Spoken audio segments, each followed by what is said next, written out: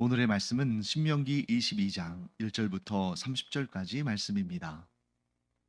내 형제의 소나 양이 길 잃은 것을 보거든 못 본 채 하지 말고 너는 반드시 그것들을 끌어다가 내 형제에게 돌릴 것이요. 내 형제가 내게서 멀거나 또는 내가 그를 알지 못하거든 그 짐승을 내 집으로 끌고 가서 내 형제가 찾기까지 내게 두었다가 그에게 돌려줄지니 낙이라도 그리하고 의복이라도 그리하고 형제가 잃어버린 어떤 것이든지 내가 얻거든 다 그리하고 못 본 채 하지 말 것이며 내 형제의 낙이나 소가 길에 넘어진 것을 보거든 못 본 채 하지 말고 너는 반드시 형제를 도와 그것들을 일으킬지니라. 여자는 남자의 의복을 입지 말 것이요 남자는 여자의 의복을 입지 말 것이라. 이같이 하는 자는 내 하나님 여호와께 가증한 자이니라. 길을 가다가 나무에나 땅에 있는 새의 보금자리에 새의 새끼나 알이 있고 어미새가 그의 새끼나 알을 품은 것을 보거든 그 어미새와 새끼를 아울러 취하지 말고 어미는 반드시 놓아줄 것이요 새끼는 취하여도 되나니 그리하면 내가 복을 누리고 장수하리라. 내가 새 집을 지을 때에 지붕에 난간을 만들어 사람이 떨어지지 않게 하라. 그 피가 내 집에 돌아갈까 하노라. 내 포도원에 두 종자를 섞어 뿌리지 말라. 그리하면 내가 뿌린 씨의 열매와 포도원의 소산을 다 빼앗길까 하노라. 너는 소와 나귀를 결의하여 갈지 말며 양털과 배실로 섞어 짠 것을 입지 말지니라. 너희는 너희가 입는 겉옷에 내 귀에 술을 만들지니라.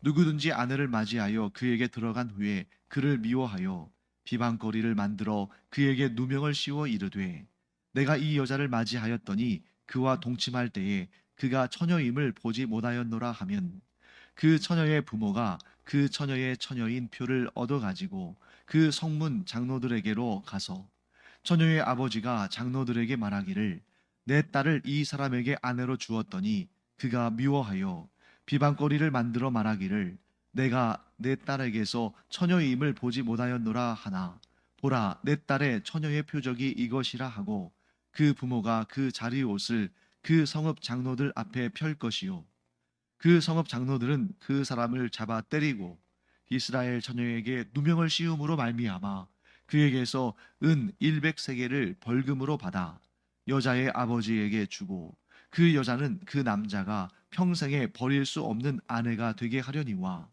그 일이 참되어 그 처녀에게 처녀의 표적이 없거든 그 처녀를 그의 아버지 집 문에서 끌어내고 그 성읍 사람들이 그를 돌로 쳐 죽일지니 이는 그가 그의 아버지 집에서 창기의 행동을 하여 이스라엘 중에서 악을 행하였음이라. 너는 이와 같이 하여 너희 가운데서 악을 제할지니라. 어떤 남자가 유부녀와 동침한 것이 드러나거든 그 동침한 남자와 그 여자를 둘 다 죽여 이스라엘 중에 악을 제할지니라. 처녀인 여자가 남자와 약혼한 후에 어떤 남자가 그를 성읍 중에서 만나 동침하면 너희는 그들을 둘 다 성읍 문으로 끌어내고 그들을 돌로 쳐 죽일 것이니 그 처녀는 성 안에 있으면서도 소리 지르지 아니하였으며 그 남자는 그 이웃의 아내를 욕보였음이라. 너는 이같이 하여 너희 가운데에서 악을 제할지니라. 만일 남자가 어떤 약혼한 처녀를 들에서 만나서 강간하였으면 그 강간한 남자만 죽일 것이요 처녀에게는 아무것도 행하지 말 것은 처녀에게는 죽일 죄가 없음이라. 이 일은 사람이 일어나 그 이웃을 쳐 죽인 것과 같은 것이라. 남자가 처녀를 들에서 만난 까닭에 그 약혼한 처녀가 소리질러도 구원할 자가 없었음이니라. 만일 남자가 약혼하지 아니한 처녀를 만나 그를 붙들고 동침하는 중에 그 두 사람이 발견되면 그 동침한 남자는 그 처녀의 아버지에게 은 50세겔을 주고 그 처녀를 아내로 삼을 것이라. 그가 그 처녀를 욕보였은즉 평생에 그를 버리지 못하리라. 사람이 그의 아버지의 아내를 취하여 아버지의 하체를 드러내지 말지니라. 자, 이 신명기 22장은 굉장히 많은 다양한 율법의 규정들이 있습니다. 그런데 그 전체를 한마디로 한 문장으로 요약한다면 너무나 다양한 율법들이 있지만 한마디로 요약하면 이겁니다. 하나님께서 주신 양심과 질서를 지켜라. 하나님이 주신 그 양심을 저버리지 말아라. 그리고 하나님께서 주신 그 질서들, 그 아름다운 질서들을 지키고 그것을 버리지 말고 위반하지 말아라. 이렇게 말하고 있는 것입니다. 자, 먼저 1절부터 5절까지 해서 그 규정이 잘 드러나죠. 1절부터 4절까지. 자, 1절부터 4절까지 중에서 지금 반복적으로 나오는 말이 뭐가 있습니까? 그렇죠. 못 본 채 하지 말아라. 즉, 못 본 채 할 수 있습니까? 없습니까? 있죠. 사람은 못 본 채 할 수 있어요. 언제? 다른 사람들이 모를 수밖에 없는 상황에는 못 본 채 하면 자기에게 유익이 돌아갈 수도 있다는 것입니다. 자, 예를 들면 이런 내용이 나오죠. 1절 말씀에 내 형제, 여기서 말하는 형제는 정말 육체의 형제지간일까요? 아니에요. 보통 이 구약에서 형제, 자매 이런 내용 나오면 물론 정말 한 아버지, 한 어머니 밑에서 난 그런 자매, 형제일 수도 있지만 대부분의 경우는 이스라엘 사람들을 지칭하는 것입니다.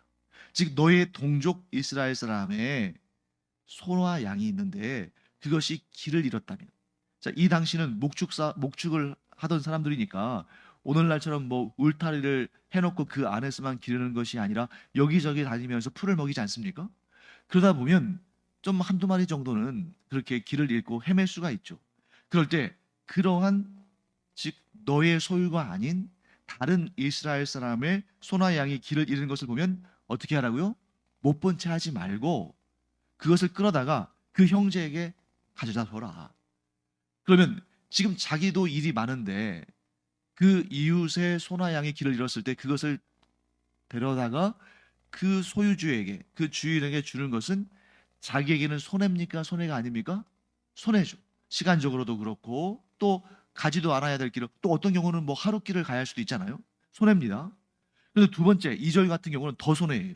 내 형제가 내게서 멀거나 또는 내가 그를 알지 못하거든 그 짐승을 내 집으로 끌고 가서 내 형제가 찾기까지 내게 두었다가 그에게 돌려줄지니. 자, 그러면 이제 이게 누구 건지는 알았어요. 그런데 아주 멀리 있는 사람의 것입니다. 또 심지어는 그 가축이 누구의 것인지, 내 것이 아닌 것은 분명한데 누구의 것인지를 모를 때는 어떻게 해야 돼요?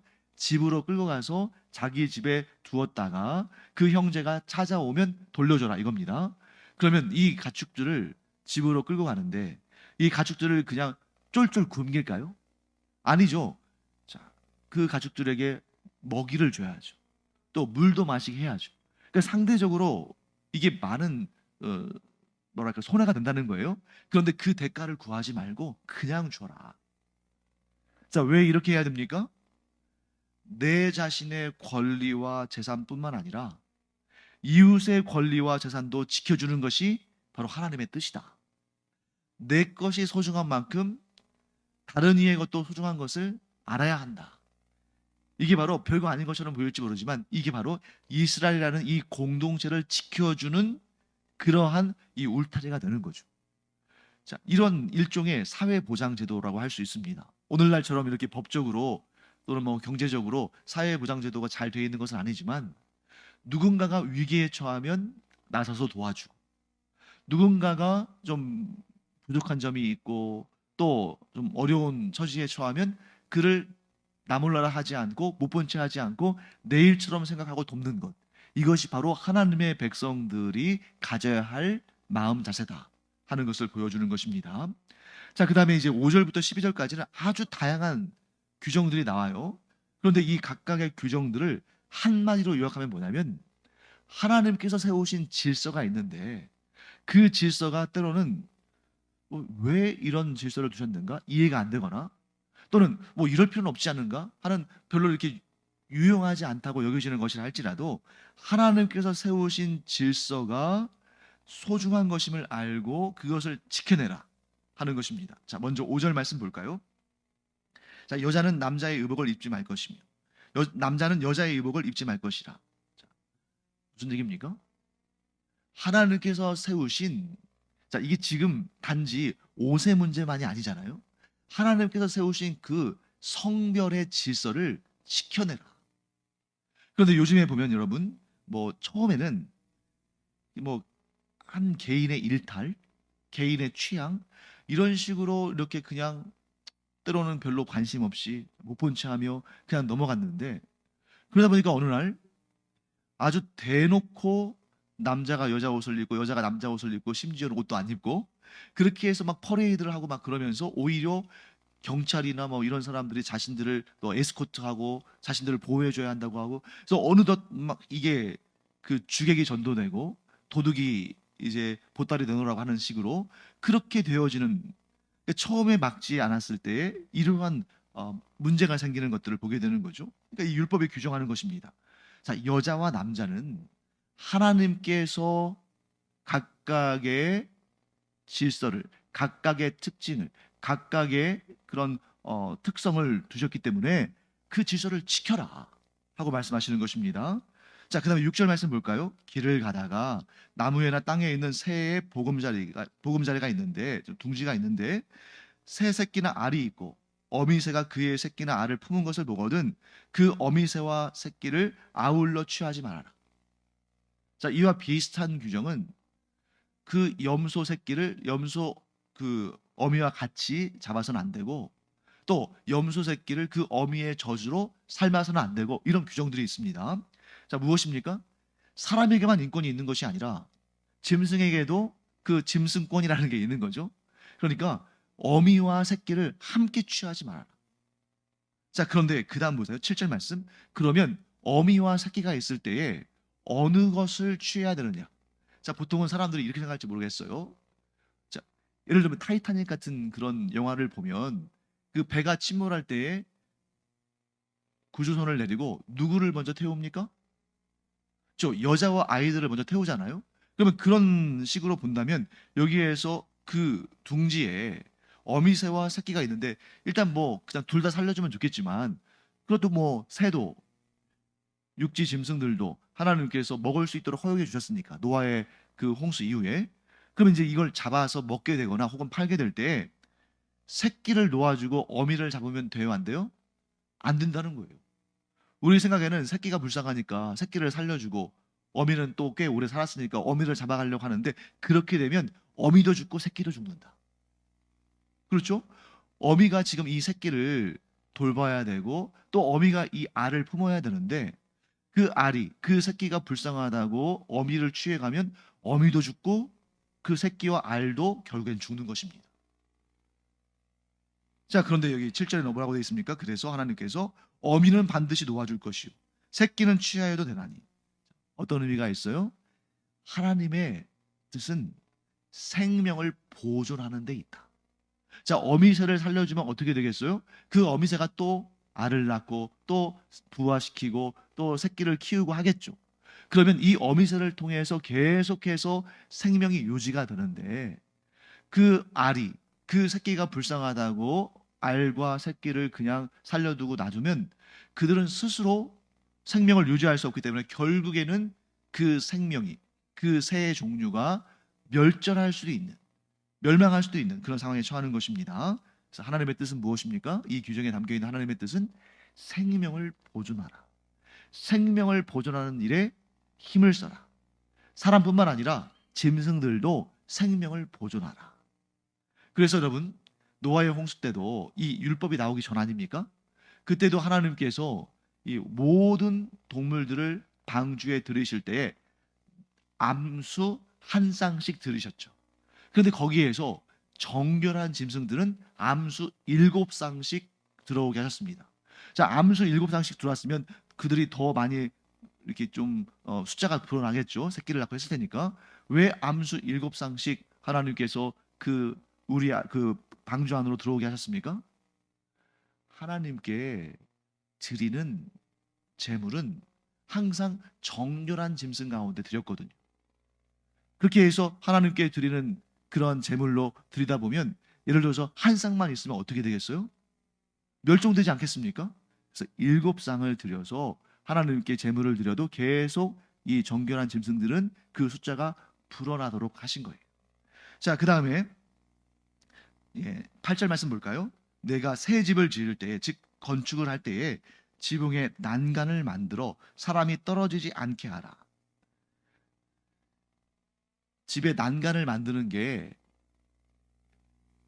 경제적으로는 돈이 더 들겠죠. 그러면 돈만 생각하면 난간을 만들겠습니까? 안 만들겠습니까? 안 만드는 게 더 경제적이죠. 자, 이스라엘의 이 건축 구조는 어떻게 되냐면, 집 구조는 어떻게 되냐면 옥상을 활용하는 구조예요. 그래서 베드로도 기도할 때 옥상에 올라가서 기도하고, 이렇게 옥상을 아주 잘 활용했습니다. 왜 그러냐면, 자, 오늘날 우리나라는 뭐 다양한 건축 방법이 있지만 전통적인 우리나라의 건축 방법은 뭐였습니까? 이렇게 기와를 얹어서 시옷자 모양으로 이렇게 지붕을 씌웠죠. 박공 모양으로. 왜 그렇게 했을까요? 비가 자주 오니까. 또 눈도 자주 오니까. 그래서 빗물과 눈이 이렇게 자연스럽게 흘러내리도록 그런 구조입니다. 반면에 이스라엘은 어떤 구조예요? 건조 기후거든요. 그들은 건조 기후이기 때문에 굳이 그렇게 우리 같은 지붕 모양을 할 필요가 없습니다. 그리고 그 옥상을 다양한 용도로 사용했기 때문에 그 옥상을 만들어 놓는 그런 구조를 갖는데, 그때 난간이 없으면 사람이 실수로 떨어져서 죽을 수가 있다는 거죠. 그렇기 때문에 다른 사람의 생명 보호를 위해서 이렇게 난간을 만들어라 하는 규정을 두신 것입니다. 그 다음에 9절 말씀. 자, 포도원에 두 종자를 섞어 뿌리지 말아라. 자, 그 다음에 10절 말씀. 소와 나귀를 결의하여 갈지 말아라. 자, 소와 나귀를 결의하다. 결의가 뭐예요? 우리가 성경에 보면 뭐 소 두 결의 또는 뭐 소 한 결의 이렇게 결의가 나오는데, 두 마리를 한 쌍으로 엮는 그러한 도구입니다. 그러니까 두 마리를 한 쌍으로 엮어서 이렇게 가는데, 소와 나귀를 함께 결의하지 말아라. 함께 붙여놓지 말아라. 11절. 양털과 배실 서로 다른 종류의 실을 섞어서 짜지 말아라. 여기까지는 동일한 하나님의 뜻을 전합니다. 어떤 뜻이겠어요? 순수함, 순결함을 지켜라. 자, 그러면 이러한 규정이 정말 사실 이 규정 어겨도 큰 문제는 없죠. 포도원에 포도하고 사과나무를 섞어 섞는다고 해서 누가 뭐라고 하겠어요? 밭에 밀과 콩을 섞어 섞는다고 해서 무슨 문제가 생기겠습니까?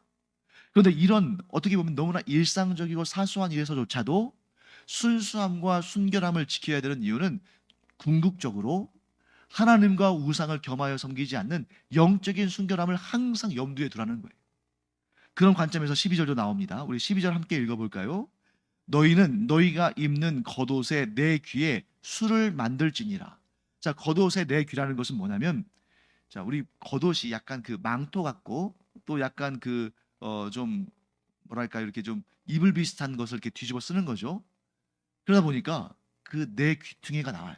그 내 귀퉁이에 뭘 만들라는 거예요? 술. 이 술은 먹는 술이 아니죠.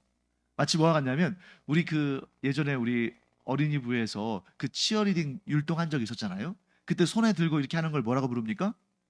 그걸 소리라고 부르거든요. 그러니까 작은 그런 실조각이나 천조각을 이렇게 여러 개 묶어가지고 이렇게 티가 나게 만드는 거죠. 자, 그러면 이 규정 여러분 어떻게 이해할 수 있겠습니까? 앞에서 제가 설명을 드렸죠. 하나님이 주신 그 순수함을, 하나님이 주신 그 질서를 지키는 것이 중요하다. 자, 그러면 그것과 겉옷에 내 귀에 술을 만들어 다는 것과 어떤 연관이 될까요? 자, 술을 만들어 다는 것은 그만큼 더 수고가 필요하고 또 재료비가 더 들겠죠. 귀찮기도 하겠죠. 그런데 왜 이런 수고를 해야 됩니까? 항상 이 술을 볼 때마다 하나님의 언약 백성임을 기억하라는 거예요. 비슷한 예로 하나님의 율법 토라의 말씀을 담은 상자를 이마에 붙이고 또 팔목에 붙이는 그런 행위도 왜 하는 거예요? 그거 귀찮잖아요. 왜? 여러분 여름에 더운데 막 뭐라도 이렇게 쉬고 있으면은 그 불편하기도 하고 땀도 나고 또 그것을 아침마다 묻고 밤에 잘 때는 떼고 하려면 그 귀찮잖아요. 근데 왜 그렇게 해야 됩니까? 항상 나는 하나님을 섬기는 사람이요, 항상 하나님을 경외하는 자요, 하나님의 말씀대로 율법의 말씀대로 나는 내 삶을 경건하게 살아가야 한다는 것을 늘 보게 하는 것입니다. 그러니까 이제 이 겉옷에 내 귀에 술이 있으면 다닐 때마다 이게 흔들리기도 할 것이고 눈에 보이기도 할 것이고 또 어떤 경우에는 또 소리도 나고 하겠죠. 그럴 때마다 그래 나는 이방 백성들처럼 아무 신이나 자기의 욕심을 따라 섬기는 그런 자가 아니라 거룩하신 하나님을 섬기는 거룩한 백성이다. 그렇게 규정하는 것입니다. 스스로를. 자, 그다음에 이제 13절부터 21절까지는 이제 결혼에 관한 그런 주제가 쭉 이제 등장하는데 아내가 자기가 결혼해 보니까 아내가 처녀가 아니었다라고 거짓말을 하는 경우가 생긴다는 거예요. 왜 이런 거짓말을 했을까요? 그게 아내를 쫓아내거나 심지어 죽일 수 있는 가장 확실한 방법이니까. 자, 그러면 이러한 거짓말을 하기까지 그냥 화가 나서 홧김에 혹은 그냥 장난삼아 이럴 수 있습니까? 물론 예를 들어서 아내가 결혼할 당시에 처녀가 아니었다. 이러한 얘기가 그냥 우스갯소리나 그냥 장난거리나 이렇게 된다면 모르겠지만 이 시대에는 처녀가 아닌 상태에서 속이고 결혼했을 때에는 그에 대한 형벌이 무엇입니까? 죽음이에요. 상대방의 생명을 좌우하는 일입니다. 그러니까 이것은 절대로 장난삼아 할 수 있는 말이 아니죠. 악한 의도를 품었다는 것입니다. 이 여인을 떼어내려고. 그런데 그 떼어나는 방식이 그냥 진짜 이 여인이 간음을 해서 그 결과 죽게 되는 그런 경우라면 모르겠지만 어떻게 하는 거예요? 그런 죄가 없는데 모함을 하는 거죠. 자, 거기에 대한 형벌은 무엇입니까? 자, 일단 17절 말씀 보시면 그렇게 비방거리를 만들어서 그 여인을 이제 위기에 빠뜨렸습니다. 자, 그러면 그 딸의 가족들이 주로 이제 아버지겠죠. 16절 말씀에 보는 아버지가 그 처녀의 표적을 그 딸로부터 받습니다. 그게 뭐예요? 자리옷이라고 되어 있죠. 그 자리옷을 받아서 그 증거를 대면 18절 말씀 그 성읍 장로들은 그 사람을 잡아 때리고 19절 이스라엘 처녀에게 누명을 씌움으로 말미암아 그에게서 은 100세겔을 벌금으로 받아 여자의 아버지에게 주고 그 여자는 그 남자가 평생에 버릴 수 없는 아내가 되게 하려니와. 자, 생각 같아서는 이 남자를 죽여도 시원치 않을 것 같죠. 왜? 이 여자를 죽일 뻔했잖아요. 만약에 이 여자의 친정 아버지가 그 증거를 제시하지 못했다면 이 여자는 죽을 수밖에 없죠. 그러니까 심정적으로는 이 남자를 그냥 죽여도 속 시원할 것 같은데 그렇게 하진 않고 어떻게 합니까? 벌금을 100세겔을 받고 또 이 여자를 대신 어떠한 경우에도 버리지 못하도록 규정했습니다. 왜 이랬을까요? 물론 감정적으로는 이 남자가 너무 밉고 정말 큰 처벌을 했으면 좋겠지만 그렇게 했을 경우에 이 여인은 그 남은 평생 얼마나 고달프겠어요. 오늘날처럼 여인들이 뭐 사회에 진출해서 직장 생활도 하고 돈도 벌고 그래서 자기의 생계를 유지하고 그런 시대면 모르겠지만 이 당시에는 여인에게 그러한 상황이 아니잖아요. 그러니까 이 여인을 보호하기 위한 조치입니다. 이 남자가 범한 그 죄가 상대적으로 약해서가 아니라 그런 부당한 일을 당한 이 불쌍한 여인이 보호받도록 그 일생 이 남편에게서 이제 더 이상 이 남편은 그렇게 이 여인을 함부로 할 수 없거든요. 이 남편이 이 여인을 봉양하도록 평생 책임을 지고 이 여인에게 사죄하고 이 여인의 생계를 지켜줄 수 있도록 그렇게 조처한 것입니다. 더군다나 이 벌금 100세겔은 결코 적은 돈이 아니에요. 오늘 본문의 마지막 부분을 보시면 29절 보시면 처녀인 여자와 동침한 남자. 이 상대적으로 이것은 죄값이 좀 작거든요. 처녀인 여자와 동침해서 그 결과 이 여자를 책임지겠노라고 하고 아내로 맞아들일 때 그 처녀의 아버지에게 얼마를 줬어요? 은 50세겔을 줬어요. 그런데 여자를 비방해서 죽일 뻔했던 이 남자는 그 죄가 발각이 되면 은 100세겔을 줘야 돼요. 우리 돈으로는 대략 한 5천만 원 정도 되는 돈이에요. 우리 돈으로 약 5천만 원 정도 되는 돈이라면 이 당시에는 어마어마하게 큰 돈이거든요. 그 정도의 돈을 주고 사죄하고 그리고 이 여인을 끝까지 책임지는 그 의문을 짊어져야 했다 하는 것입니다. 자, 그리고 20절, 21절. 그런데 그 남자의 말이 사실일 수 있잖아요. 그래서 이 여자가 정말 결혼할 때 처녀가 아니었어요. 그런데 속였습니다. 그러면 어떻게 하는 것입니까? 돌로 쳐 죽입니다.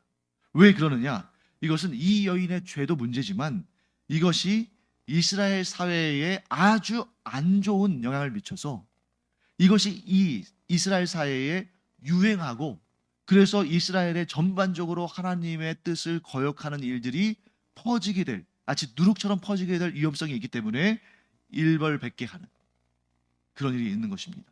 자, 제가 오늘 아침에 이제 좀 뉴스를 좀 보면서 한 기사를 봤는데요. 그 기사의 내용이 뭐였냐면 태국에는 지금도 태형이 있습니다. 그래서 잘못 특히 이제 성범죄를 저지른 자들에게 막 10대씩 20대씩 막 이렇게 태형을 하는데, 그렇게 한번 태형을 하면 한두 달은 똑바로 누워서 잘 수가 없대요. 완전히 그 피부가 다 벗겨지고 골병 들어가지고. 그런데 지금도 싱가포르는 그 법규를 가지고 있다는 거예요. 그런데 이 법을 연구하는 사람들이 그 태형이 사실은 범죄를 예방하는데 별로 효과가 없다, 자, 그렇게 얘기하는데 저는 그렇게 생각하지 않습니다. 여러분, 전 세계적으로 가장 법규를 잘 지키는 나라가 어디예요? 싱가포르거든요. 왜? 그렇게 엄중하게 처벌하니까. 그러니까 이 법학자들은 그렇게 태형을 해봤자 사회적으로 법 질서를 유지하는데 큰 도움이 안 된다, 그렇게 말할지 모르지만 현실적으로 그렇게 되어지는 것을 우리가 보게 되는 것입니다. 여러분, 한번 생각해 보세요. 이 율법의 이 내용 그대로 우리 사회에 적용해서 그렇게 남녀 간에 자신 하나님께서 정해주신 그 결혼의 범위를 넘어서서 성적인 범죄를 했을 때 다 돌로 쳐서 죽인다면 얼마나 그 간음과 관련된 부분에 있어서 얼마나 더 개선되겠습니까? 얼마나 사람들이 더 잘 지키겠어요? 물론 여러분, 이제 이 법학자들이 왜 그런 얘기를 하냐면 태형을 했어도 성범죄는 일어나더라. 그런데 여러분, 아무리 죽음의 형벌을 내린다 할지라도 죄는 계속 일어나게 돼 있어요. 그 인간의 본성입니다. 하지만 그것을 많이 막아낼 수가 있죠. 그래서 이 율법에서 우리가 생각하는 것보다 훨씬 더 강한 그런 처벌을 내리는 이유는 이 죄의 오염성, 전염성을 최대로 막아내기 위한 거예요. 특히 어떤 부분에 있어서 성적인 범죄에 있어서. 왜? 성적인 범죄는 또 무엇로 이어지니까? 영적인 간음으로 이어지니까. 즉 우상 숭배로 이어지니까. 이렇게 하나님께서 특별히 이 죄에 대해서는 더 강력하게 대처하시는 것을 우리가 보게 되는 것입니다. 네, 그런데 여기서 여러분, 이런 내용들을 쭉 보면 여성이 상대적으로 좀 불리해 보이잖아요. 근데 꼭 그렇지만은 않습니다. 자, 26절, 27절 이런 규정들이 있고요. 그 다음에 그 전에 먼저 한번 봐야 되겠네요. 22절부터. 자, 어떤 남자가 유부녀와 동침한 것이 드러나면 그 동침한 남자와 여자를 둘 다 죽여야 돼요. 여자만 죽여서는 안 됩니다. 둘 다 죽입니다. 그런데 23절의 규정이 좀 이상해요. 오늘날 우리가 보기에는 좀 이상할 수 있습니다. 처녀인 여자가 남자와 약혼한 후에 어떤 남자가 그를 성읍 중에서 만나 동침하면 24절, 너희는 그들을 둘 다 성읍 문으로 끌어내고 그들을 돌로 쳐 죽일 것이니, 그 다음 보세요. 그 처녀는 성 안에 있으면서도 소리 지르지 아니하였으며. 자, 성 안에서 어떤 남자와 여자가 만나서 동침을 하는데 그들이 유부남 유부녀입니다. 그러니까 이 사람들이 결혼의 범위를 넘어서서 성적인 범죄를 저지르는 거잖아요. 그런데 이런 경우가 있을 수 있잖아요. 남자가 여자를 흉기로 협박하면서 이 여인을 성적으로 범행했다면 이 여인은 돌로 쳐서 죽일까요? 죽이지 않을까요? 죽이지 않는 거예요. 자, 여기에서 이 여자를 돌로 쳐 죽이는 이유는 이 여자가 지금 소리를 지르지 않았다는 거잖아요. 이게 뭐냐면 거부 의사를 밝히지 않은, 즉 이 남자와 똑같은 생각으로 잠자리를 같이 했을 경우에는 그 죄를 둘 다 저지른 것이다. 그런데 예외의 규정이 있어요. 자, 이 본문에는 방금 그런 내용 나오지 않지만 이런 규정이 있습니다. 27절, 남자가 처녀를 들에서 만난 까닭에 그 약혼한 처녀가 소리 질러도 구원할 자가 없었기 때문에 들에서 강간을 당한 경우에는 처녀에게는 죄가 없고 이 남자만 죽여야 한다는 겁니다. 그래서 어떤 경우든지 간에 여성이 자기의 생명을 지키기 위해서 노력을 해야 되고 자기의 순결을 지키기 위해서 노력을 해야 되는데, 만일 남자 쪽에서의 그런 어떠한 협박이나 폭행이나 이런 것을 통해서 혹은 도움을 구할 수 없는 상황 때문에 어쩔 수 없이 그런 상황에서 당하게 되었다면 그 여인에게는 죄가 없다. 자, 여기서 우리가 하나님의 뜻을 만나게 되죠. 하나님은 생명 구원, 생명을 지키기 위해서 하는 일들에 대해서는 용납하시지만 그것이 아닌, 즉 생명을 지키기 위한 것이 아닌 다른 사람의 생명이나 다른 사람의 성적인 그런 순결함을 빼앗는 것은 반드시 처벌하신다 하는 것을 보게 됩니다. 자, 마지막으로 30절 말씀 볼까요? 사람이 그의 아버지의 아내를 취하여 아버지의 하체를 드러내지 말지니라. 좀 여기에서 여러분 이게 무슨 뭐 근친상간이랄지 이런 걸로 여겨질 수 있는데, 여러분 주의하셔야 할 것이, 보통 자기의 친어머니 같으면 자기의 어머니라고 말합니다. 근데 여기에서처럼 아버지의 아내라는 것은 자기의 친어머니가 아니에요. 자, 이런 일들이 고대 사회에서 많이 발생했습니다. 자, 아버지가 아내를 열어두는 경우에, 특히 노년의 나이에 아내를 둘 때 자기처럼 나이 많은 아내를 두겠습니까? 아니면 젊은 여자를 데려다가 아내로 두겠습니까? 젊은 여자죠. 그래서 어떤 경우는 이 아버지가, 나이가 많은 아버지가 첩을 들였는데 그 첩이 자기의 아들보다 어린 경우들도 많았어요. 그런 경우에 어머니가 다르다고 해서, 즉 자기의 어머니가 아니라고 해서 아버지의 첩을 취해서 관계를 갖는 경우에는 그것은 곧 아버지의 하체를 드러낸 일로 생각해서, 이 아버지의 하체를 드러낸다는 것은 뭐냐면 아버지를 수치스럽게 한 것으로 여겨져서, 부모에게 불효하고 부모를 학대한 자에게 주어지는 벌은 무엇이었습니까? 돌로 쳐서 죽이는 것이죠. 이런 경우에 돌로 쳐서 죽이는 것을 하나님께서 명령하셨습니다. 자, 이제 마무리 짓겠습니다. 하나님께서 세우신 그 아름다운 질서를 지켜내는 자를 복주시고, 그 아름다운 질서를 지키지 않음으로 말미암아 결국 개인뿐만 아니라 공동체에게 위기를 가져오는 자를 반드시 벌하신다. 그러므로 우리는 어떻게 해야 됩니까?